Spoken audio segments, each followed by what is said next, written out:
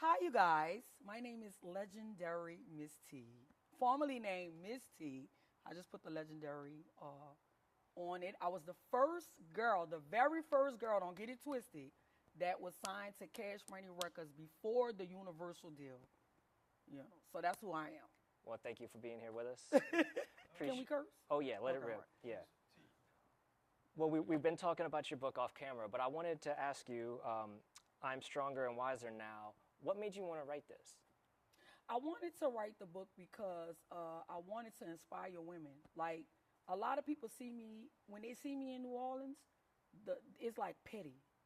It's like they look at me like, girl, you been should have made it. Because, and I don't feel no type of way about it because they not where I'm at, my frequency level. So I understand life.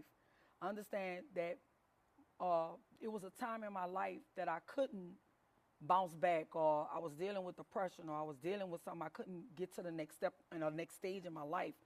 So people that's not really advanced when it comes to knowing how God works, they say stuff like that and they look at me and be like, you been should have made it.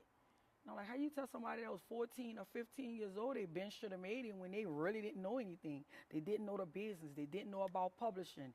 They just was doing what Cash Money told me to do. I just was doing what they was doing because I didn't know. It was like they started a record company. I wanted to be an artist. I linked up with them, and we both was like fresh in the game. You know what I'm saying? Yeah, and another thing that comes through in the book is that you didn't necessarily have other people in your life outside of Cash Money to help you navigate that. Right. My mom was there, but she wasn't there. My mom was like kind of into her man. So the person that was there was my grandmother. She was there, and she was like maybe like acting of a second mom or whatever. And it was just a lot going on at that time, But I wrote the book because I wanted to inspire women to keep going. You notice when I first started off in the book, I said there are storms that you're going to cross, but storms don't last forever. So that's the main objective of the book, to let people know no matter what you go through, don't stop, keep moving. Speaking of strong women, there's something I wanted to start with, which is your great-grandmother. What, Edmonia Caldwell? The Bishop Edmonia Caldwell. Yeah! You know her? You heard of her before? Well, yeah. Well, because when I read the name here, I looked her up, and because it kind of rang a bell, but what I learned that I didn't know was that she was related to Mother Leafy Anderson. Yeah. So Mother Leafy Anderson is regarded as the sort of godmother of the spiritual church movement. Yeah. And you have a direct connection in your family. And a lot of what we know about Mother Leafy Anderson comes through your great-grandmother because of their relationship. My grandmother they call her a spiritual analyst or something like that. What is the lady name that died? That's the same lady we talking about, the one that was like a psychic? Well, so Marie Valove or something like that. Marie Laveau. Yeah, her. Way back in. Yeah, so my grandma was in company of her too. Is that right? Yeah. She was like they used to do, I'm starting to talk low like, but they used to do voodoo. They had women come into my grandma's house like, I need to get my man back. So she would give them different remedies or what they need to do. They used to march around a corner with candles and stuff. They actually thought that my family was crazy, but they was really into the spirits. Like we had the fourplex house on St. Philip. We called that the big house, right? So downstairs was a church. The church, I witnessed my first ecstasy. My grandmother got the ecstasy out of a woman. She was throwing up green stuff and everything. That was my first time ever seeing that. Wow. In real life. You could ask anybody in my family. So there were services happening in the fourplex. It was church services. And my grandmother was also a bishop. Another church was St. Daniel's. So how church folks do. They kind of attend each other's church and stuff like that. So if my grandma wasn't preaching uptown at St. Daniel's, she had her own church that was a garage that she changed into a church. We had the statues, benches, everything. A real church. You walk up in there, it's a church. Yeah, they had like an altar and everything? Everything, piano, everything. Wow. My grandma is really into the spirits, and I think I have her gift. Also on my daddy's side too. My grandpa, he's just turned 94 years old. He predicted that my two aunties was pregnant at the same time. I think it was my auntie Tina and my auntie Melba. They pregnant at the same time. He had a dream and he said, it's crazy. one of y'all babies gonna die. One of their babies died. My God. My grandmother, great-grandmother, on my dad's side, not the spiritual one, which this one was spiritual too. Well, anyway, she kept saying something was going to happen to her in the 8 months. She kept saying that. But we didn't know what she was talking about. She drowned in Katrina. That was the 8 month. Wow, In my God. August. My family is really spiritual, especially my Auntie Melville. That's like my second mom. I talk about her. Yeah. She predict things too. She predict things. She see things. It's crazy. So I kind of got that gift too. So let me explain how I got the gift. I had a dream one time that my brother was gonna die in his sleep. At this time, he was dealing with the pancreatic cancer that he had. So I woke up. And we should say this is your brother, Six. This is my brother, Six Wall Pook. That founded Nuthin But. He was a co-founder of Nuthin But Fire. He was the co-founder of Nuthin But Fire and the co-founder of Big House, the company that we had.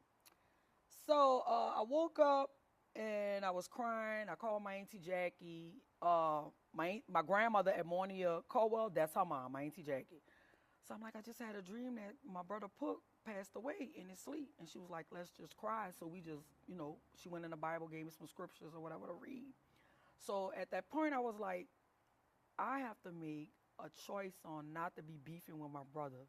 I was like, whatever he wants, I'm going to give it to him. So he kept calling me about this pasta. I kept telling him I was going to fix a seafood pasta. Never fixed it in my life, right? So after I had that dream, I wanted to stick to my promise that I didn't know what really was going to happen. Because sometimes you can have those type of dreams and it don't happen. So I wasn't really sure. So I cooked him a whole pot of seafood pasta. He tore it up. He was like, you can start selling this, whatever, right? In October, he had got real sick because he refused the treatment. He had pancreatic cancer, like it came back a second time. He did it and it went away. This third time, he was like, I'm tired. I don't want to do that. I can't even take care of my family right. He said, you don't see, I know how I look. He had lost a lot of weight. Like he had got real skinny. You could tell the pictures I got up in there. And all I know was a storm was coming. I don't remember what storm it was, but I was at a hotel. Me and my son was at the hotel, and he called me that Monday. At this point, we was talking about some song he had gave somebody money to get his stuff played on the radio, right? That's a whole nother story right there. And he was like, call him. I need you to handle this. And that was on like a Sunday. It wasn't a Monday. It was a Sunday. That Monday, I go see him. He not here. Like he in and out, in and out, in and out, in and out, in and out. So I held his hand and just let him know that I was there, but I didn't know that he was about to pass. That Monday, about 3 o'clock, he was out of here. But that's the dream I had. He died in his sleep. He wasn't able to communicate. So I got that kind of gift too. But I think everybody got it. They just got to tap in. I think I'm a little bit more tapped into it. Right. Because I don't go by what somebody tell me. I feel your energy. I can feel you. I can feel if you're right. I can feel if you're wrong. Sometimes I just sit back. I might even be talking or singing, but I'm still thinking on you. My grandma and them like that. Well, it seemed like you picked up some things musically from the church being there as well. Oh, right? yes. I sung in a choir since I was like 5 years old. We was in choirs. I was in, remember Raymond Myles? Oh, yeah. I was in Raymond Myles choir before. Oh, okay. Yeah. My grandmother and them, like we was in church 8 in the morning to 10 at night. We was like church people, and we was Baptists, you know. But I always been into music, like especially like in school. If I didn't do music, I was a dancer. If I was in a dance, I was a cheerleader. So I always was into the arts. Yeah. You know, so. I also wanted to ask, I think you have a grandfather who is a musician as well. That's the one that's 94 years the old that's still living. What's his name? His name is Lawrence. Lawrence Cotton. No. Okay. Lawrence Green. There is a 90-something-year-old musician named Lawrence Cotton in New Orleans who's awesome. But now he don't even stay down here. He stay in Mississippi. Oh, okay. He moved. Okay. That's one thing. One of the things that I like about my daddy's side of the family. They always own their property. My grandpa sold his original house to my dad. My dad bought his house, so my dad owned his house. My auntie Melba owned, like, they're homeowners. Yo, that's one thing I noticed too about the big house, the fourplex in the 6th Ward. Is like, did your great grandmother own that? She owned that. She owned that, and we still own it because like when somebody died and they don't do a will. Succession thing. That's disgusting. Yeah, it gets nasty sometimes. It is nasty because they wound up having to knock the whole house down. Is that what happened? And one of my I think my uncle still own a share, and my little cousin, she own a share, and they back and forth bickering, and nobody want to give up their share or whatever. Like, it's crazy. I'm just so glad I ain't I'm not a part of that, fighting over that. Yeah, I hear that. No, that was a big issue after Katrina, especially when you had people trying to figure out how to handle all those properties. Yeah, because I at one point I had got the house gutted out because I didn't know what they was going to do. But they had somebody that was like, they had companies that was doing free work after Katrina. Right. And my auntie gave me the phone number. I called, and they came and gutted it out. But I didn't think that she was going to try to give it to my little cousin. She gave it to my little cousin. And half of the family signed over their shares, but not my uncle. He do not. I don't think he gonna do it either. Yeah, that's another story. It sounds like another story. Well, let me get back to you as a choir singing, cheerleading, dancing young person who's soaking things up from your family, because I want to ask you about being at John Mack. Yeah. 'Cause you, in the book, you talked about just rapping in the halls at John Mack. Lady Ray, you know that? Yeah, Lady Ray went to John Mack. Was Ricky B there at the same time as you? He probably was, but let me tell you who I just noticed went to John Mack that just got out of jail. Who? Mac. Oh, okay. Mac said he used to watch me beat on the walls. He said, remember we went to John Mack? And I was like, yeah, we went to John Mack together. But like, because I dropped out. In the ninth grade, I had dropped out, and I went back and got my GED or whatever, right? So I wasn't there the whole time, but he remembered me, and that's what made me remember him. I was like, oh, yeah, we did go, Because it probably wasn't a lot of women who had it seemed like a kind of male-dominant space in terms of hip-hop in the early 90s. It's like... Yeah, it was. And so it was like thinking about you being in the hallways, just like doing your thing. And just Man, it used to be me and Cheeky Blakk. Cheeky Blakk went to John Mack, too. She was at John Mack, too. Yeah. So... it was a lot of us in the hallways beating and rapping and having fun and not going to class. Yeah. We wasn't going to class. It was just a lot of talent in the 6th Ward, though, that was in that building. So much talent. You're not lying about that. Who else I could think about? I wonder if Daddy-O went. You ever heard of Daddy-O? He had got killed. Yes. Yeah. Remember Daddy-O? You remember him? Was he... I think he had got shot up. I'm not sure. I think that's right. Yeah, Daddy-O. I don't know if he was from the 6th Ward, but... There's a lot of brass band musicians came out of that marching band, too. Exactly, and they have one right now that I'm cool with. I can't even think of his name. Derek. Is it Derek? Derek Tab? Yeah, Derek have the Treme Hathaway now. Yeah, with Juvie on... Yeah. Derek, please send me the tracks. He do tracks and stuff now. Oh, really? Yeah, and he teach a school. He teach a band. Yeah, roots. So he was just in there. Had Manny Fresh in there. They was doing Back That Ass Up or whatever. I really, really like him. He real cool. Oh, I love Derek, man. Yeah, Derek is real cool. Yeah. Mm-hmm. So when you're in John Mack in 9th grade, you're also out in the clubs, right? Oh, am I? So I want to ask you about... You know who was sneaking me in the clubs? Who? Cheeky Blakk ass. Because she was older than me. Okay. So we was sneaking in the clubs because all we was thinking about is being musicians. She wanted to rap. I wanted to rap. We was everywhere. Yeah. Mm-hmm. Yeah. Also, I feel like Cheeky Blakk, even when she was 14, could just kind of do whatever she wanted, I imagine. She's just kind of like a force of nature a little bit. Yeah. Cheeky Blakk is actually good at what she do. Oh, yeah.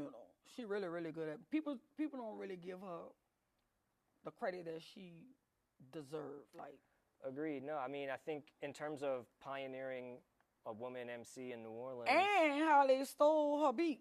It's not really her beat. It's like Manny Fresh did the beat, but it was off of one of her songs. Right. You know what I'm saying? Yeah. Right. So she's like a part of history too, So. Yeah, most definitely. Yeah. Most definitely. And I imagine, well, let me ask about y'all in the clubs, because there's a few clubs that I want to talk about that they're not as well documented, for the general public to know what they were like. But I want to ask you about the Big Easy. That was my favorite club. Tell me about it. Let me tell you why. It was safe. It wasn't no fighting, and I ain't never been in there and had a fight. It was like a cool, chill vibe. and they used to do the little talent shows and all. That's how I got discovered from Cash Money. Right. Cash Money had U.N.L.V at the time, and they had another artist named Kilo G. You remember him? Yeah, that was like the first record. That was Cash the first Money one did. he had. He got killed too. Did he? Yes. Oh man. Yes, he had got killed. Like, that's crazy. I don't want to say that, but yeah. So he had Kilo G. They had Kilo G. They had Pimp Daddy, Lil Slim, me, PMW, and who else? They wanted partners in crime. Right. Yeah, Misdemeanor put out a book too. Yeah, I know he did. We're talking to him tomorrow. Okay. Yeah, but they didn't want Cash Money. Didn't want Misdemeanor. They wanted Kango. Right. So they couldn't get Kango. So Kango and Misdemeanor went to Big Boy. Remember when he was with Big Boy Records? Right. Yeah. Right.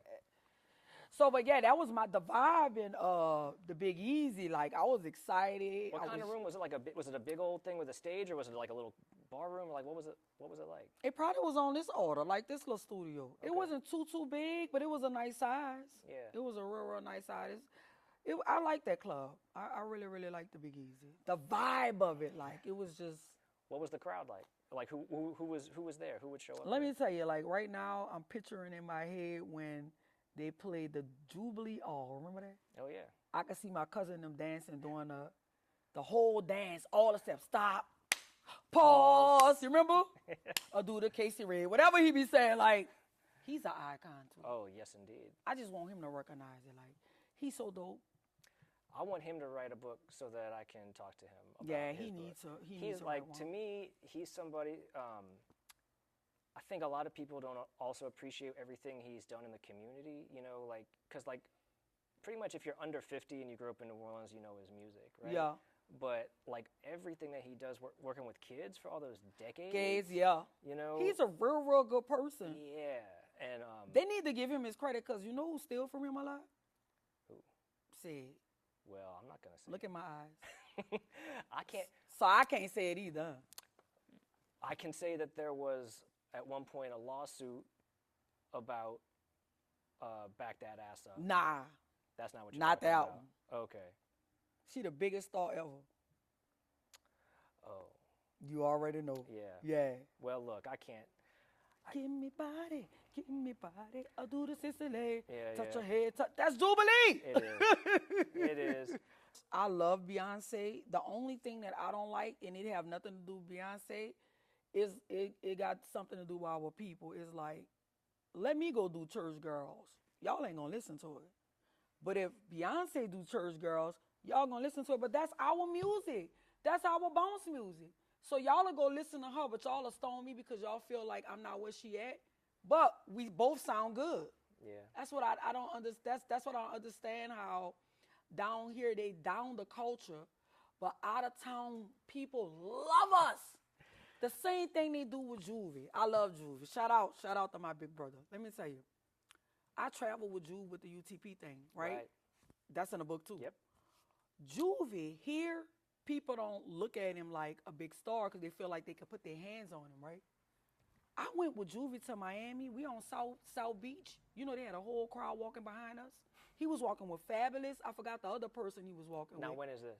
This was in the early 2000s. Okay. When he first had started the UTP UTP. thing. When I tell you, they praise Juve out of town. It's ridiculous. How we act crazy over Beyonce, that's how they be over. That's how they is with Juve. Yeah. But I don't understand why home like that. Because I feel like you're supposed to, like, it's your art, it's your, like, he broke records. Yeah, it's like this was Cash Money's kind of brand, right? Was the neighborhood superstar. Yeah. You know, it was like the videos that are shot in the Magnolia. Yeah. It was grounding the music in the community in a way where, like, when I was growing up, well, like when Know Ya Clap came out, like, I didn't know it was a national hit. Oh, you didn't? Because I was like, they're shouting out all these New Orleans spots. Like, why would somebody in Ohio but listen, be behind though, this? But then I realized that, like, you got Beyonce saying Ivory Park. That's where she from, right? Right. You have T.I. talking about Bankhead.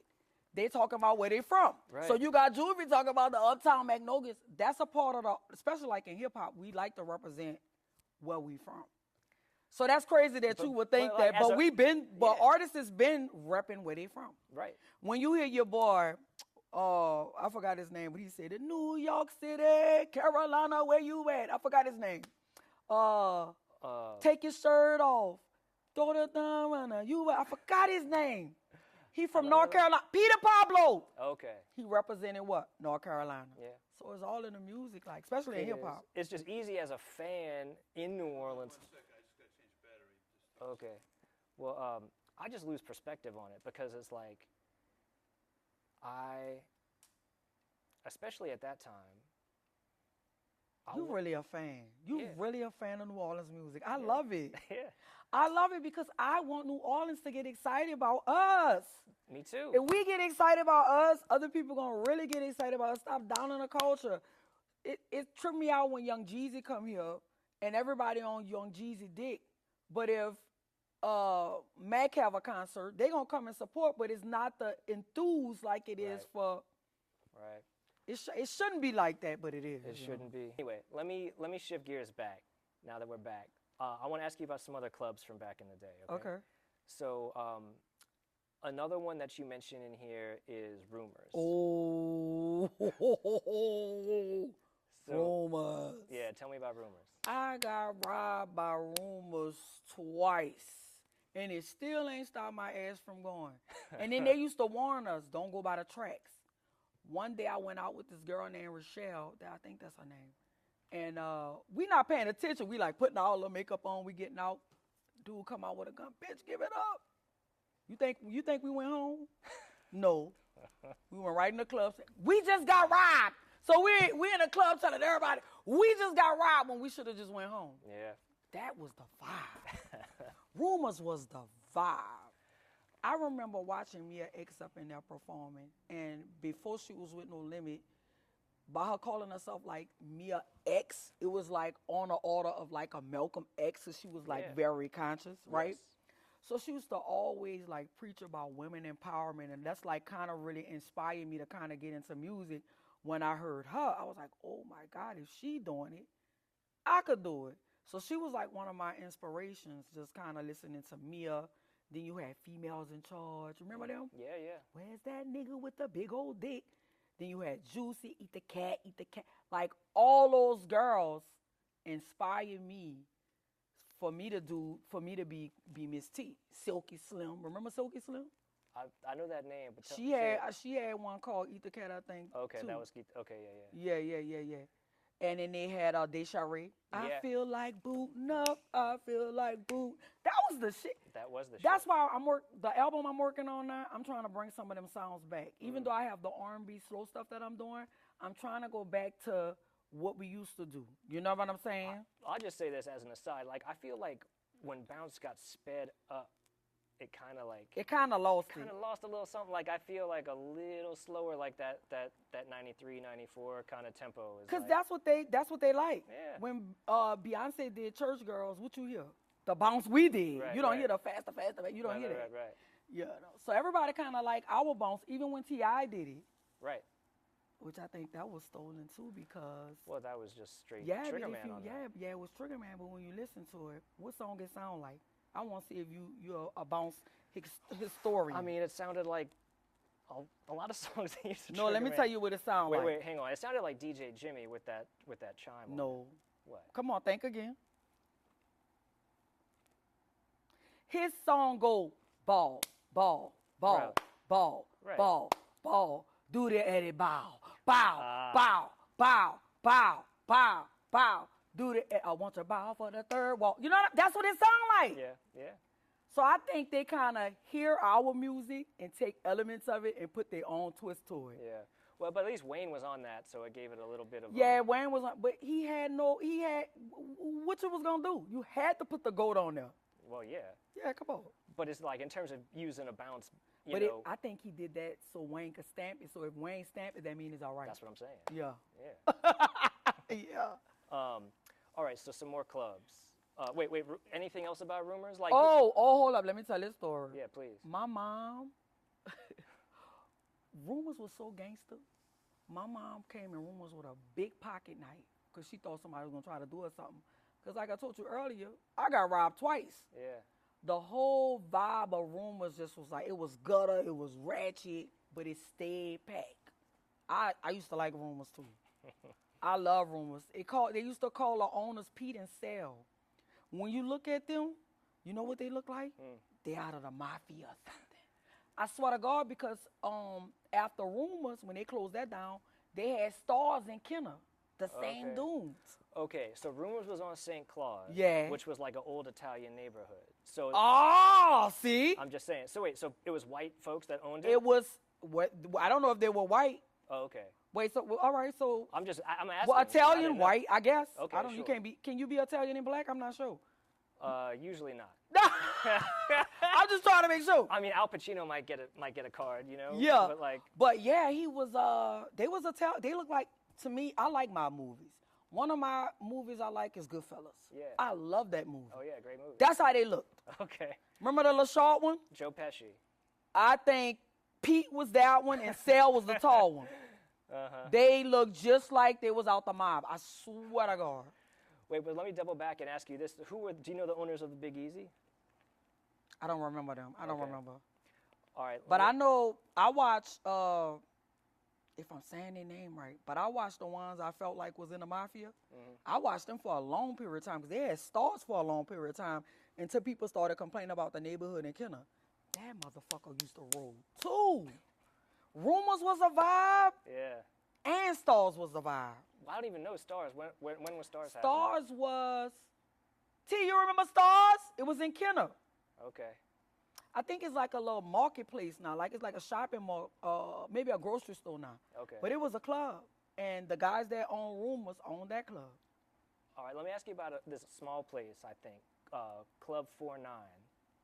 I've been in 49 a couple of times, but let me tell you where my favorite spot was. Please. The fucking Detour. Oh, yeah. Oh, my God.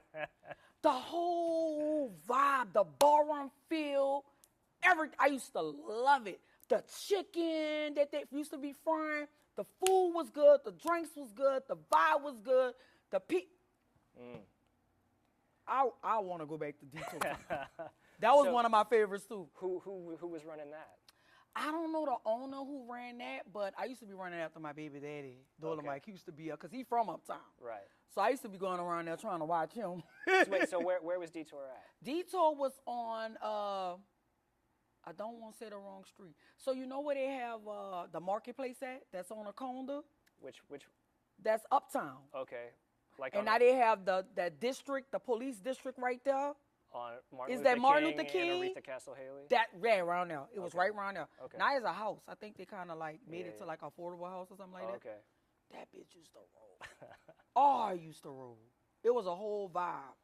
You performed in there? I performed in there before, but Polo used to take pictures in there. That's where all them pictures come from. Yeah. With the backgrounds and stuff, he used to Right. be in there a lot. He was like the picture man in there. Yeah, well, he was kind of the picture man everywhere. He was the picture man. Yeah, he was the picture man everywhere. Yeah, he was.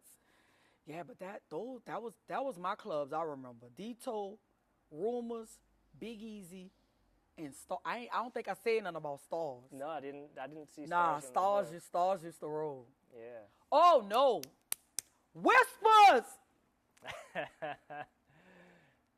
Whispers was like me being a kid. I wanted to be an adult. Yeah. So we looked at Whispers like it was that classy crowd or whatever. And we used to have to lie to try to get in. That was like a dress up. It was like a dress up. It was like for the mature adults. That was in the East, huh? That was in the East on Lake Forest. Yeah. That one was a vibe too. All the ballers used to be. I was gonna in say there. because I feel like a lot of no limit and Cash Money stories often take place at Whispers. You know what I mean? It feels like that's like where the I remember Baby and them throwing a lot of things at Whispers. Yeah. A lot of little concerts and stuff at Whispers. But let me tell you where the big concerts used to be, and this was in no club. And I want to see if you remember this. Okay. I started like when I got older, but when I was younger, I couldn't get in there. Right. Oh, okay. Yeah, when I was younger, I couldn't get in there. But when I got like around 17 or 18, I used to be in there. I mean, you couldn't just get in as an artist? Where when I got with Cash Money, I'm talking about Okay, around that. the Big Easy. They had whispers at the time. I couldn't get that in. I got you. Yeah. Well, speaking of Cash Money, I want to ask you about the office that they had. Oh, you remember that? Well, the gas building. Yeah. Yeah, they had an office. The gas. Is it still a gas building? It's not called that anymore. The building's still there, though. The building's still there. They had a club in the first floor of it for a while. They showed it. Called Ampersand. Yes, they did. Was that run by Jeff B? You know Jeff B? I don't know Jeff B. I'm not sure. Jeff B is real popular. I wonder if he's still Manny Fresh manager, because I know he was managing Manny Fresh at one point. Okay. But I know he had a little spot, too. He played a good little part in the industry, too. I used to see Jeff B around a lot, especially around Cash Money and them. Like, he was a producer or what? I don't know what the hell Jeff B was. I don't know if he worked for the radio station. I don't know what it was, but he was in the mix. Yeah, he was in the mix. But I'm just curious about what that office was like, because you were there at a time, you know, before the Universal deal, right? Before they became what they became. And so I'm just curious, like, what that operation looked like. Like, when they brought you up to the office, like, what did you see? Well, basically, the office was just a regular office. Slim had his room, and then Baby had his room. It was like maybe like 3 rooms in there. They had like a little what they called it, like a meeting room. They had that, and Slim had his own office. Baby had his own. It was just a regular office. Yeah, because it was just regular. Yeah, they didn't have like them. plaques and stuff like that. They have like our posters and stuff like that. They used to do a lot of work out of that. That's how I learned about one sheets and stuff like that, and I learned about what you call that, press kits. Because I remember they had a girl came up there and interviewed me, and that's how I got my first press kit done. Because I think Slim had hired or whatever. I don't know where she worked at, but or whatever. But basically, it just was a regular office, but I could imagine how their office looked now with all the plaques and stuff. Right. I got with them when they first was starting. You know what I'm saying? And I think the artist that really took off for them at that time was U.N.L.V. It was like the big seller, Pimp Daddy. Then it was me. Then after that, a couple of years, then BG came around, and then Lil Wayne came around, you know. Well, let me ask you about BG, because I'm curious about the 13th Ward, too. You from there, right? Yeah. And so, like, you mentioned in the book that you'd stayed around Valence at one point in time. Yeah. So, like, I'm curious. Like, what are you laughing at? Yeah, no, I hope you don't break that up. Go ahead. Oh, no, I'm not going to go with it. No. You have to read they have to read the book. Read the book, yeah. No. I'm just curious, just like on the neighborhood level, like, because I know, like, BG's mom had a house on Valence. Is that right? I'm not really sure. Baby and their mom had a house around Valence. I don't think it was. I'm not sure if it was really on Valence, but I used to stay right around the corner from Baby's mama. Okay. His stepmom. Oh, okay. People think that's that's not his real mom. That's his stepmom. His real mom died. His real mom is Gladys. That's the bar is named after. Yeah. But what you were saying? I lost my thoughts. Oh, I was just wondering about like Valence Street back in, you know, I don't know what time at what point in time you were staying around there, or who else was around there. Valence is a different Valence from what it was, you know, back then. Like it was drug, you know, the typical thing, and crackheads around, stuff like that. It wasn't too far from the Magnolia. It wasn't too far from the Magnolia, but let me tell you, Baby and mama had a nice house. Yeah. It was nice. You know, I don't think at that time when they moved out, I don't think the neighborhood probably was bad, but after, you know, a period of time, it was kind of bad around there. What was the Gladys bar like at that time? I never been to the Gladys bar. Really? No, I went to his dad's bar. But is that the Gladys? That's what he calls it. Okay, so I've been to that bar. Yeah. It's a small bar. Yeah, it's just a little neighborhood. Yeah, but when I was younger, it looked big. You know, when you're younger, it look big. When you get older, it's small. Yeah. Yeah, but Baby had a good relationship with his dad. You know what I'm saying? That's why he kind of took it hard when his dad had passed away, you know. But what else you asking me? Well, I want to ask you a little bit more about, we mentioned your brother and Nuthin But Fire earlier, but I just want to ask you a little bit more about that, like do you remember like when that first came together and when they opened that store up on Claiborne? Yeah, I remember that. If I'm not mistaken, I don't know, because me and Sess still good friends. He like my family. Yeah. I don't know if he had got a grant, something he had got, or they was giving out. you know, like after Katrina. Right. And I think that kind of helped him start the record company. Okay. Yeah, so he, what happened was he was signed to Untouchable Records. Mm-hmm. Something happened with that. It didn't work out with the company he was with, so he wanted to start his own thing. And him and my brother got together and they started Nuthin But Fire. And then I think they had got some kind of grant money to open up the record store. Okay. Yeah, Cool. that's what had happened with that. Sess is a real, real good person. He's an activist. He's for the community. You know, despite what, you know, people may say, but.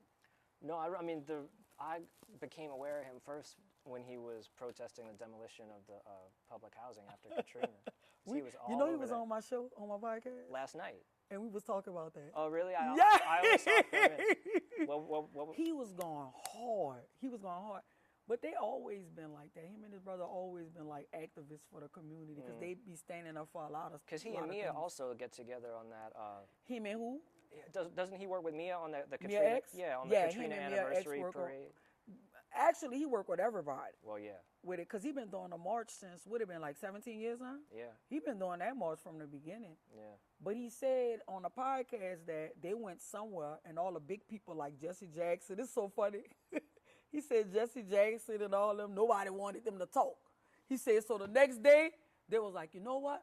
We gonna do a march and we gonna talk since they ain't want us to talk. Yeah. But I was dying laughing, but that's what he just said. Yeah, and good. that's how it started. Good for him. Sometimes adversity could push you to your next segment. Sometimes we be looking at stuff like it's bad, but it be pushing you to do something. Come on now. That's what I'm saying. Wait, but speaking of that then, let me ask you about this. You write in the book that you started to study opera singing. Yeah, I went to Dillard University for a couple of semesters. Yeah. Tell me what made you want to do that? Oh, man, I heard this lady named Dr. Valerie Francis. We in Dillard University, you know the church that they have? Mm. We in there, and we was introducing ourselves, you know, the students and everything. Well, I'm Trishelle. Well, I'm Melissa, da-da-da-da. And she was like, well, I'm Dr. Valerie Francis. Welcome to my class. And I just want to sing something to y'all. No microphone. I was like, oh my God. A tear went out my eye. I was like, oh my God. I said, I think that's something I want to do. So I started taking voice lessons and everything, but I ain't go through with it, but that's something that I wanted to do. Did the voice lessons affect, like, I know you were just in the studio before you came here, like, are those voice lessons my voice is actually stronger than what it used to be. Yeah. You know, so that did help. Yeah. You know, we used to do the, you know, you do the warm up, la la la la la la la la la la la la la la la la la la la. You know, we did all that or whatever. But I could picture myself doing that because I feel like I'm so multitastic that people, well, multi-talented. Well, people just put me in a box with bounce. They be like, sure, bounce. Or I'm like, but when you hear my records, they don't really be having bounce beats. I'd rather you sound more soulful like an R&B singer. Better, you know. Yeah. It's also the way that you go from rapping to singing, like just within a song. And they can't do it. No. Oh, yes, yes. How many people do Actually, Drake do it. Okay. But you know who Drake probably got? Well, I can't say Drake got it from me, but Baby and them gave me that style. Now tell me about that. How did that happen? So when they first met me in the Big Easy, they saw me and Cheeky Blakk performing. And Cheeky Blakk is Cheeky Blakk for her name. She kept hogging the mic. They were like, she keep taking the mic from you. We really like your voice. And then they gave me a card. So when I started working with them, my name was Terrible T. Cheeky Blakk name was Cheeky Blakk. But I was Terrible T trying to be a gangster. So I used to be up in there rapping like the Brat and all that. And it was like, man, you sound too hard. I'm rapping though. They're like, man, switch it up. You could sing real good. Why don't you switch it up, rapping and singing? So that's how the style came. Wow. Yeah. They are innovators when it comes to that, like putting artists together or coming up with songs or artists develop. They really good with that. Yeah, that can get lost sometimes, like in all the moguling, is that like they obviously have an ear for talent. They have an ear for talent, and I think probably Baby business kind of make people overlook the talent Right. Yeah. Exactly, yeah. Because he's it's real good. They both real good with that. They gave me the song I got, If You Don't Trick, Don't Fuck 'Em. They told me write up something about that. Creeping, I'm sitting in a car with Baby. Spud had, you better watch them hoes when you're sleeping. And he was like, you need to make a girl version. And I was like, So that's where Creeping came from. That's where Creeping came from. Wow. So they like when innovated. When it come to that, they real good with that.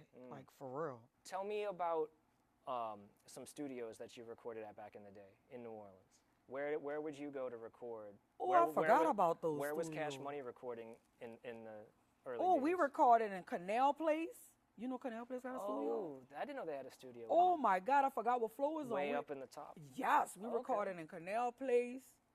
We used to, when we first started, we used to be in people's house. I remember we was in Manny First house. When me and Pim Daddy recorded, I think we was in Manny First house. Wait, was that when he was in the Bywater somewhere? Like, I think so. Yeah. I think so. If I'm not mistaken, on where else we recorded? Dime B on Galvez. That's when they had the reel. Remember the reel reels? Them big old. We recorded over there.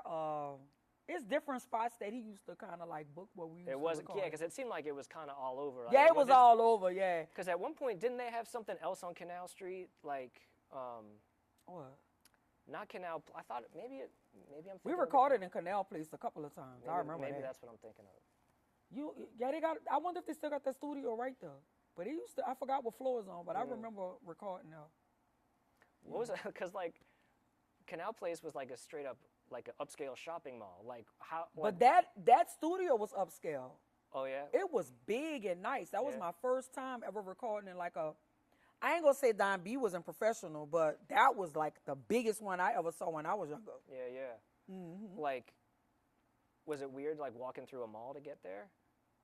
Like I'm just trying to picture like early like 90s. Oh, I see what you're trying to do. You know what I mean? Yeah. It's like a lot of like tourist shopping for like, you know. We kind of when we used to go there, we kind of used to go there at night. When we used to go, we just get on the elevator and just go up to the floor and go to the studio. Yeah. I don't remember watching people shopping at that time. They probably was, but I don't. That was a long time ago. Let me ask you about some record stores. Peaches. Yeah. Peaches. Man, that was the hangout for Cash Money. They used to stay at Peaches. We used to always go to Peaches. What I used to like about Peaches was when we went up in there, she don't do it now, but they used to have a list. It'd be the list of number 1, U.N.L.V, number 2, G Slim. Remember all them? Yeah. Wait, so she was keeping a list on her sales She from was the keeping store. a list on who was selling the most in there. I used to be like 7 or 8 or whatever. But I was a young girl at the time. I just was happy to be on the list. Yeah. But U.N.L.V was like one of their top sellers. I know that for sure. Like they were like the hottest ones on the label. They kind of got the attention of Wendy Day because of the records that they sold. They sold more than everybody at a point. U.N.L.V? Yeah. Well, Six and Barone was like a. Oh yeah, that was big. Everywhere. Yeah. That was big. You know who carried their sound though, huh? Who's that? My opinion. Who? Yellow. The one that got killed. Yeah. Boot up or shut up, a nigga, get your life lit up. Yeah, you heard, man. That was the shit. I be like, man, I wish U.N.L.V could go back to that, because it's only Tech that, from what I heard on Instagram, he about to get out of jail now. Oh, yeah? Tech 9, yeah. He had went to jail. But, man, U.N.L.V, I can't really get into that, but they were talented, like, and they kind of like opened the doors, like they really kept Cash Money afloat for a long time. That's why when they left, I didn't really know the reason why they left until Y'all Fat. I saw Y'all Fat on Blakk TV. Right. And I think Y'all Fat said something that I'm not sure. What did he say?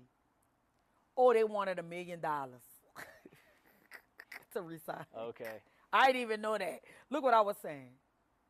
I was like, that's what y'all wanted? That wasn't a bigger picture. In my mind, like, when I'm looking, I'm like, I said, that's where, because I never knew. I never knew why they split. They wanted, they felt like they could do it on their own, you know. But like I said, you get pushed to your segment, whether it's good or bad, right? Yeah. So that pushed them the other way, and they pushed Cash Money that way, and then they met Juvie. Well, Juvie was around when U.N.L was around. Because Baby used to stay on Donna Drive. Remember that? They used to stay on Donna Drive in the East. I'm not saying too much. Yeah, they used to stay in the East. Okay. So we used to go around there a lot and do like pre-record. You know how like somebody will put on a track and then Sure. you'll start writing or Yeah, whatever. yeah. That was my first time seeing Juvenile in doing Oh, wow. But he was just spitting it. Not actually with the mics, but just with the beat and everything. Wow. Yeah, we used to go by their house a lot on Donna Drive. Mm-hmm. Damn. It's a lot, huh? I know. I was like, can I come over in 1997 I know. or whatever? Are there any other places? You know who really used to like me when it came to music, that said I was the best singer in the world, which I really think I'm good at what I do, but I don't think I'm the best singer in the world. Mystikal. Every time he saw me at the Detour shop. Remember how the Detour shop used to be packed on Crowder? Uh-huh. He pulled up in a car, and one of my songs came on. It was like, I did it before. I smoked it before. I was like, I didn't know he was a fan of mine. He was like, I was like, thank you. He said, you got the best voice ever. I was like, thank you. Yeah, he's got the best voice ever for what he's he so does. dope. Yeah. He's so dope. What they said about the case, you know? Ooh, I don't know. We both like, ooh. Yeah, that's kind of hard, huh? it's really unfortunate. I just kind of pray you kind of get out of that. I hope so. Yeah. It's just too much talent. Because even his like comeback after the first one, I know. he sounded incredible. Yeah. This the third time? Oh man, it's definitely not the first. See, me and you would be good friends because we could read each other. I we know mean- what to say, we know what not to say. I'm just gonna start coming here all the time and hoping to hang out with you. Okay. Is that cool? Yeah. On Wednesdays though. Okay, cool. Yeah. On great. Wednesdays for the podcast. Great. Oh But yeah. that's weird though. Yeah, it's really Yeah, sad. Like it's real I sad. just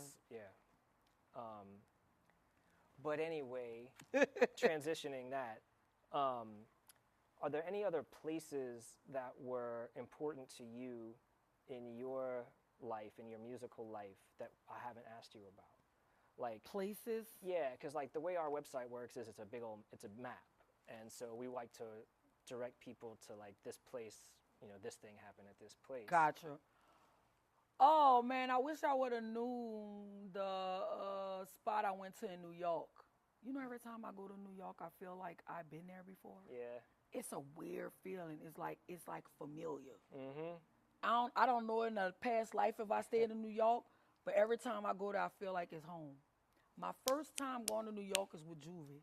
Yeah. Juvie was excited. He said, "It's your first time?" He said, "You're gonna like it." We on a tour bus. This was like in that UTP In era? the UTP era. Okay. We on a tour bus. He turned into the Statue of Liberty because I never saw that. Yeah. I was so excited when I got there. I got off the bus, went to my room, put my stuff out, walked down, man. I was so excited. I'm just so glad Juvie gave me that opportunity. You know why? Why? Because I never been outside New Orleans like that. The only place I ever went was like Mississippi and Texas. Yes. Wow. Me traveling with Juve, I went to Boston, went to Washington, D.C., went to Miami. Like, I've been to so many places that I was so stuck on New Orleans. Like, if Hurricane Katrina never happened, I don't know. I don't know if I would have been traveling like that. But he opened the doors up, like, opened my eyes up to traveling. Because I just assumed that Cash Money would be doing shows like at least like Baton Rouge. Yeah, stuff that's what I'm saying. Like Baton Rouge, like Shreveport, like. But nothing outside of the immediate. Yeah, I didn't go to none of them places. Wow. You know, but my first time seeing everything was with Juvie when I signed with him. He was going through the little thing he was going through with Cash Money, you know, or whatever, and I made a bunch of money with him. Good. Oh my God, Juvie was writing them $5,000 checks like crazy. Because he seemed like in that period, like he was definitely looking out for New Orleans artists. He was really looking out. Like, he was trying to start his own record label, and Yeah. I don't think he liked what had happened to him. So I guess he felt like he wanted to kind of help people or whatever, right? Yeah. Juve is a real good dude. Like, you got to really get to know Juve. But people just see, they know little stuff and just kind of, yeah, he did see. They do me that too. I don't really care.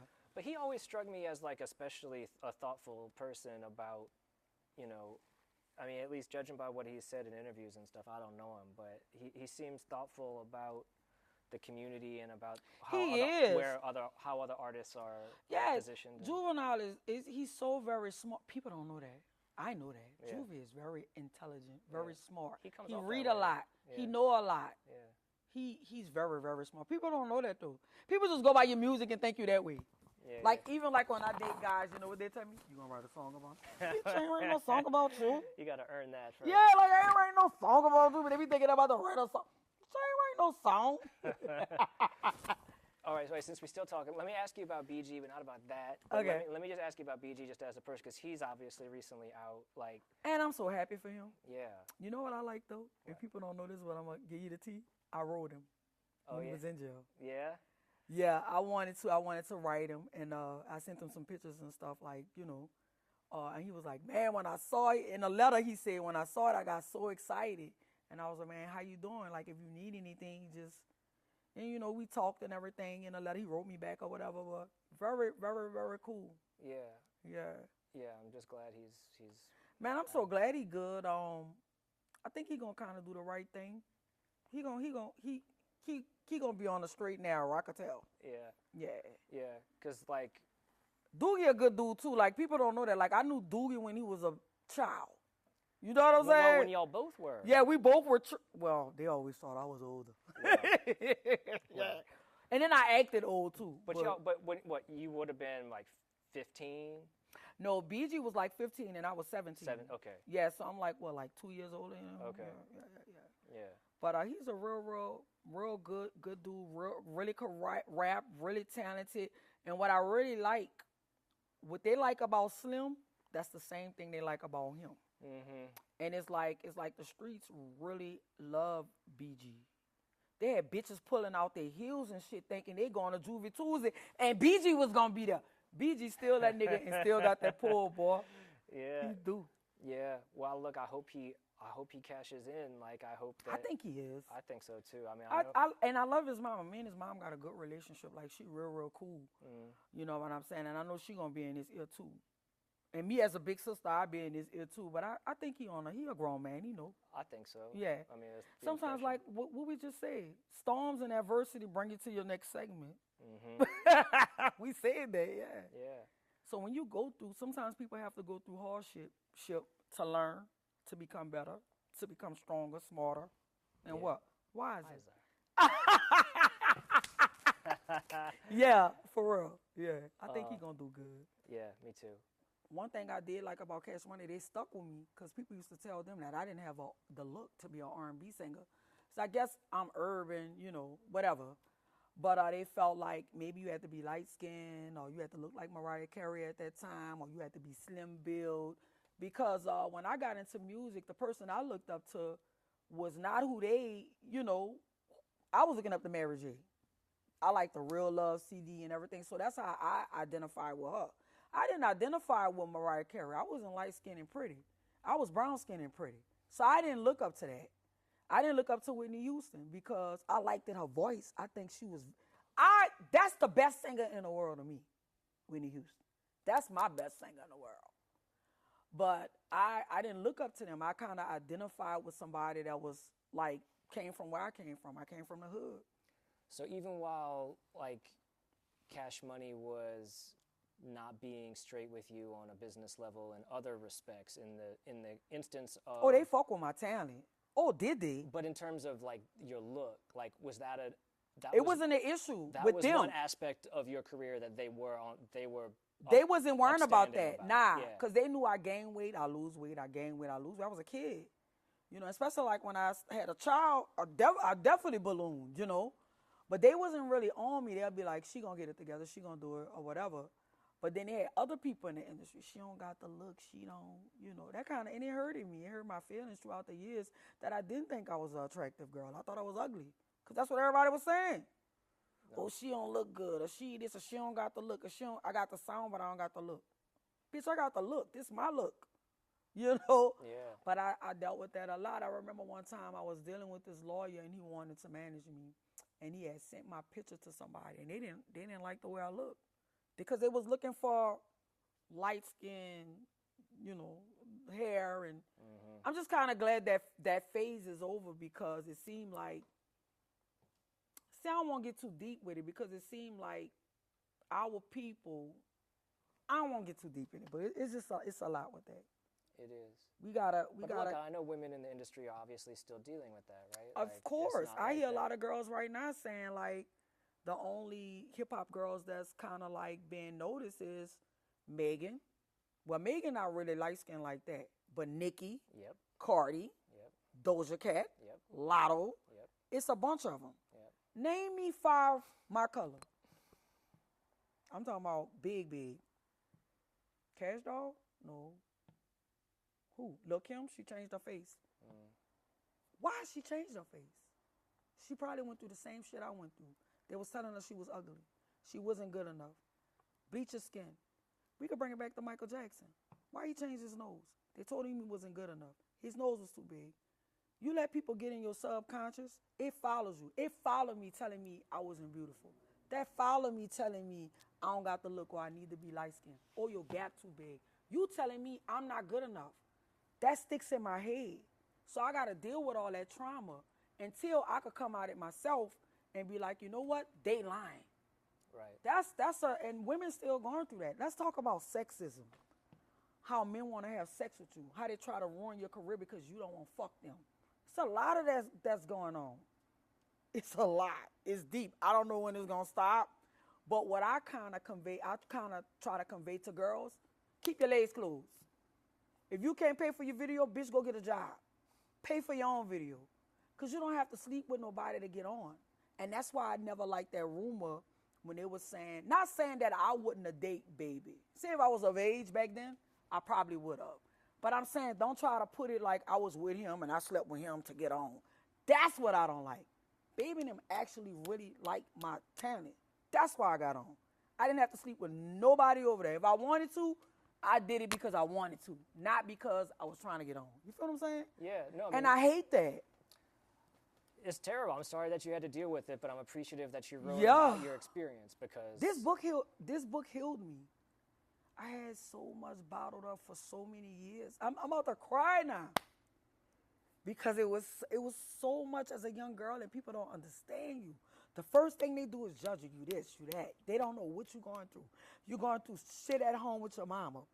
The reason why I can't really stone Baby, like, really, really bad about it, I can't do it, like, because when I didn't have a place to stay, he put his one of my apartments in his name. He put my second car in his name. Like, those are the type of things that I'm grateful for. That's why I still got to be compassionate with it. I hate crying, y'all, but it just be so much. And that's why I have so much empathy and sympathy for young girls because you're going through so much. You don't have parents that's really there to guide you because they don't know no better. You know what I'm saying? When I had my child at 15. You know when my mama had me? When she was 16. You know when my grandma had her? When she was 16. That's trauma. That's a cycle repeating itself. But nobody want to talk about that. All they want to do is judge the little girl. Oh, you know she got them high shorts on. But do you think her mama sat down and talked to her and told her, don't dress like that? Or put deodorant under your arms? You think No, some women don't do that. Because they be so much into their man that they don't know love. So how could they give love to their daughter? That's why I had to forgive my mama. That's why I forgive a lot of people. Because I be feeling like they don't know no better. You know what I'm saying? So, oh man, you got it out me. It's deep. Well, I just appreciate you being open with it because I think it's needed. It's healthier for this conversation to happen in public than for it to be just ignored. Yeah, it is needed, man. Like, focus on yourself. Start working on yourself. Start digging within yourself. Like, start, asking yourself why you think you ugly, why you think you fat. Like, start asking yourself those things so you can start working towards those things. Because if you don't, you're going to really think you ain't shit. For a long time, I thought I wasn't shit because of what everybody told me. I kept that for years. So when you talking to me and I'm angry and I'm mad, bitch, that's why, because I ain't good enough. But you don't know that. You just think I'm tripping. But I got all this bottled up what everybody told me. Then I have a whole record company that it made it big. I played a part of it, even though I left, but you wouldn't even give me another chance, and I'm still trying to process in my head, what the fuck I did him like that? For him to act like that, you know. Oh, Lord, it's a lot. I just hope this book help a lot of young women. Yeah. To keep going. Me too. That's my hope. Yeah. Well, we're gonna tell people about it, and thank you for speaking. Thank you, and let them go to the website. Yeah, we're gonna put the link up there.